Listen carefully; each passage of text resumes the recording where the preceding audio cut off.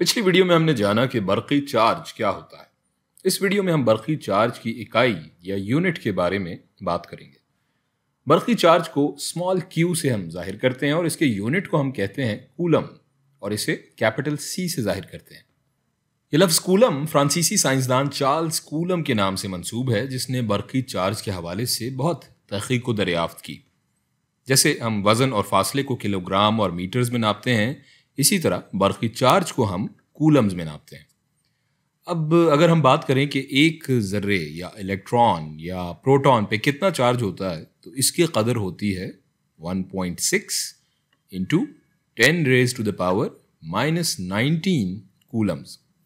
ये एक बहुत ही छोटी कदर को जाहिर कर रहा है और जाहिर है जिन ज़र्रात की हम बात कर रहे हैं वो भी बहुत ही छोटे साइज़ के हैं, बल्कि लिटरली कायनात की सबसे छोटी शय है। इसीलिए इन पर चार्ज की कदर भी बहुत ही कम है। ये कदर दोनों ज़र्रात इलेक्ट्रॉन्स और प्रोटॉन्स के लिए बराबर होगी, क्योंकि हम पिछली वीडियो में देख चुके हैं कि दोनों ज़र्रात पे बराबर चार्ज होता है। लेकिन इलेक्ट्रॉन्स के लिए ये चार्ज मनफी होगा और प्रोटॉन्स के लिए इसकी कदर मस्बत होगी। अब अगर हम ये सवाल करें कि एक कूलम की यूनिट वैल्यू या यूनिट कदर क्या होगी, यानी एक कूलम में कितने ज़र्रात होंगे, तो इसके लिए हम इस कदर को इन्वर्स कर देंगे या इसको एक से तकसीम कर देंगे।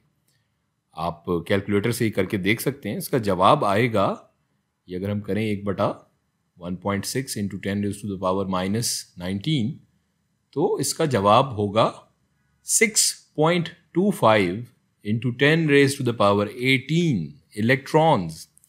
ये ज़र्रात की एक बहुत बड़ी तादाद है, यानी इन तमाम इलेक्ट्रॉन्स को मिलाकर एक कूलम के बराबर चार्ज बनता है।